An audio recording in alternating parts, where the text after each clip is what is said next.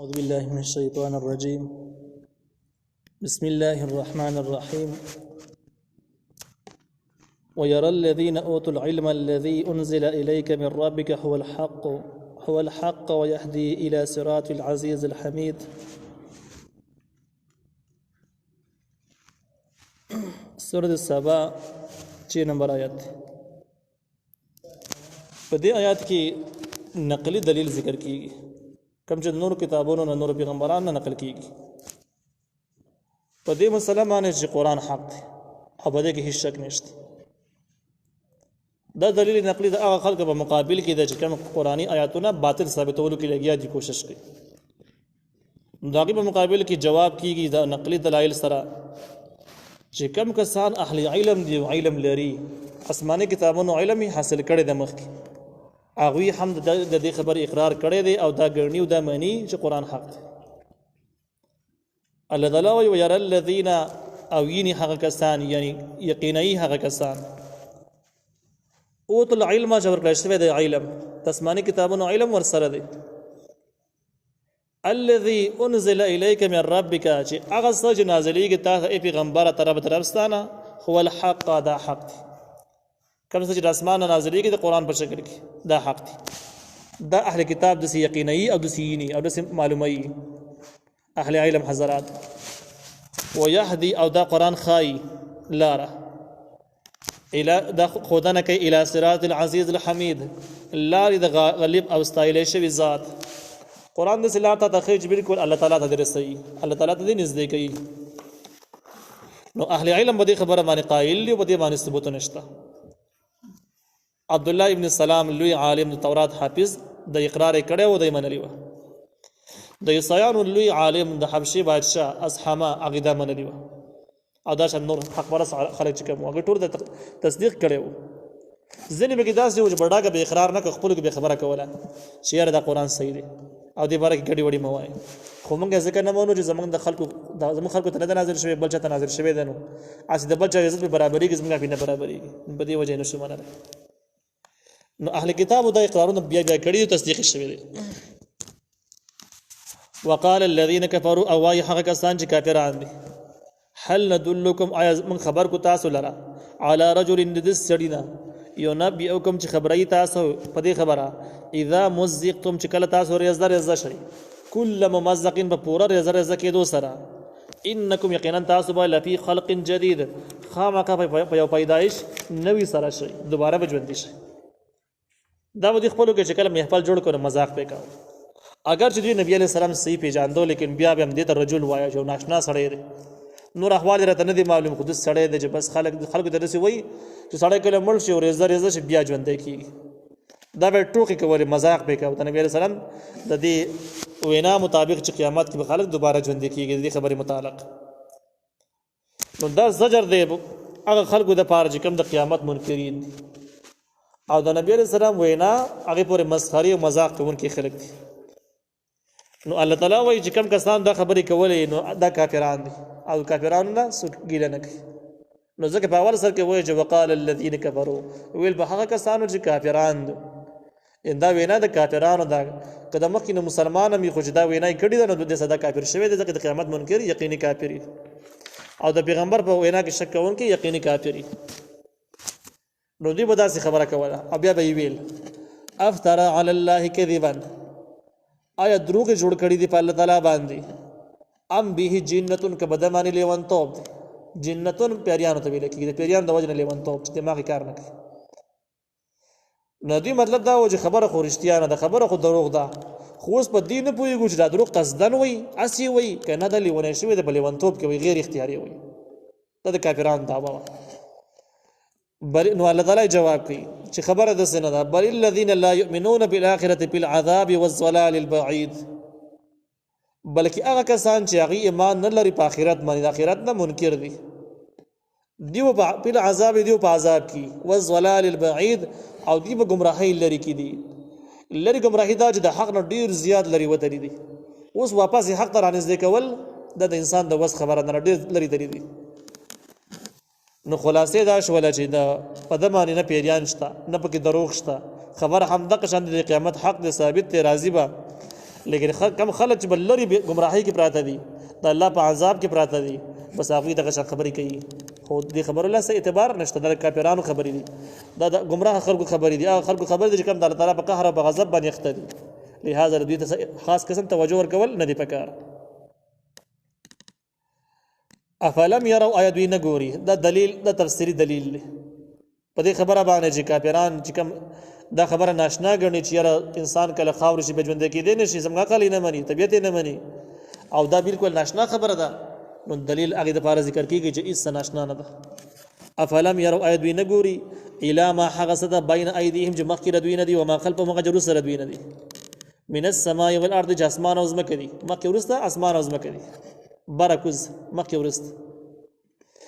نو ځمکې او اسمانونو ته وګوره چې دومره لوی ځمکه پیدا کول په دې کې دومره مخلوقات پیدا کول ټولو لپاره خپل خپل ضرورت برابرول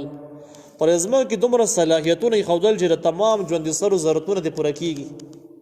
او په دې ځمکه باندې ژوند تېروي بیا شپې او ورځې ته ګوره او دغه شان د کې موسمونو ته ګوره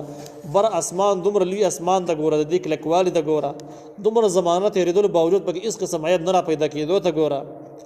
دا دومره لوی لوی کائنات چې د الله تعالی په حکم سره چلیږي د ستورو او د سپوږمۍ د باقي نظام ته پکې وګوره نو چې کوم ذات دا دومره لوی نظام جوړولی شي هغه یو کچې انسان چې کله خاورې شي به دویم ځل یې څنګه نشي را پیدا کولی چې له په اول ځل یې پیدا کړی دی به دویم ځل یې نشي دا ښکاره خبره ده چې په اول ځل یې پیدا کړی دی دومره کائنات یې پیدا کړي دي دومره کلک یې پیدا کړي دي ودرولي دي نو یو کچې انسان دوباره پیدا کول ورته څه شی ښکاري دا به څنګه را پیدا نه کړي نه را پیدا کولی شي عقل هم دا مني چې را پیدا کولی شي الله تعالی وایي ان نشأ نخسف بهم الارض دا تخویف دنیاوي دی چې دومره غټې غټې خبرې کول چې د الله تعالی د قدرت نه انکار کول چې الله مړي نشي راژوندي کولی د پیغمبر د وینا نه انکار کول د پیغمبر متعلق هغه د رجل ویل او عام سړی ویل دومره سپک مذاق کول دا ډېر لوی سنګین جرم دی او چې سنګین جرم دی الله تعالی وایي که زموږ خوښه شي نخسف بهم الارض موږ به یې ورومنډو به د ځمکې ښکته ځمکه بیا راکاږي ځان ته ډوب به شي قارون بشانته کی او نسقط علیهم کسفا من السماء یا موږ را وګرځو په دوی باندې یو ټوټه د اسمانه طرف اسمانه په ټوټه را وګرځيږي تندر به را پریوزي بل شی به را پریوزي او دی به ختم کی ان فی ذلک یقینا بدی کی لآیت خامخ نخدا لكل عبد منیب د هر هغه بنده د پاره چې هغه د حق طلبګاری منیب هغه چا ته ویل کېږي چې په حق د حق طلبګاری متعصب زدي سړی نه چیر ار څنګه چې د خو پلانکی ویل نو زه منم نه او چې پلانکی به دغه لار روان دی به دغه لار د سره نظر د سینه چې د حق طلبګار سو کی د هغه د بار بزمکه اسمانونو کې ډیر لوی نه خشته دی چې د الله تعالی قدرتونه دي معلوم کی د الله تعالی صفاتونه دي معلوم کی معلوم ولید شي ولقد اتینا داوود منا فضلا د دې ځکه نواله د 10 نمبر آیت د 22 نمبر آیت پورې د سبقونو نوې باب دې ته دویم باب د صورت ویل کېږي په دې دویم باب کې بعد دلایل نقلیه ذکر کېږي نقلی دلایل مطلب دا چې د مخکینی پیغمبرانو د مخکینی کتابونو نه به دلایل را نقل کېږي په نفي د شفاعت قهریه باندې یعنی په دې خبره باندې چې هیڅوک به الله تعالی باندې خبره په زور منلی نه شي چې د الله تعالی کوم قانون دی کوم نظام دی د هغې مخالفت ته وکړو هیڅوک هم په الله باندې په زور خبره منلی نه شي چې یاره دې کس ګناه کړی د خو بس زه درته وایم چې معاف یې کړي معاف به شي داسې نه کېږي د سره نه کېږي دې د شفاعت قهریه په الله باندې خپله خبره په زور منل د شفاعت قهریه ویل کېږي نو په دې کې بعد دلایل نقلیه ذکر شي په دغه شفاعت قهریه باندې ځکه مشرکانو به همدغه خبر راټینګه کړې وه چې که موږ ډېر هم په ګناهګار یو ناحقه باندې یو خو موږ داسې خلکو بندګي کوو چې هغه ډېر لوی خلک دي هغه به الله باندې زموږ خبرې په خپله ومني او ورته به ووایي چې بس خطا شوي دي خو زما کسان دي معاف یې دا به عیسایانو ویل دا به بت پرستانو ویل دا به خلکو ویل چې د قبرونو عبادت پرې کوي هغه خلکو به ویل نو په دې کې به دلایل نقلیه په دغې باندې ذکر شي چې دا خبره د سره شته نو په الله زه خپله خبره منلی نه شي هسې خپل ژوند مه خرابوئ دغه شان ده کې دغه نفي د شفاعت قهريه ذکر کیږي نو په تضرع الانبیاء الى الله تعالی په عجزۍ د پیغمبرانو باندې چې پیغمبران الله خپل عجزي پیش کوي لوی لوی پیغمبران الله خپل عجزي پیش کوي خپل محتاجواله ثابتوي نو چې پیغمبران محتاج دي نو تاسو څنګه وایي چې د الله باندې خپل خبر به زور مني ازاله محتاج دي ته چې په الله خبر په زورم خبري منل شي دغه مسله چې کوم د پیغمبرانو عاجزي ذکر کول او داغي محتاجواله ذکر کول دا په واقعه داود علیه السلام کې ذکر چې سلیمان علیه السلام واقعه کې به ذکر شي. دویمه مسله د 22 نمبره پورې چې دا نو نفي د علم غیب ذکر کیږي چې پیریان په غیب باندې نه پوهیږي، غیبونه نه دي خبره.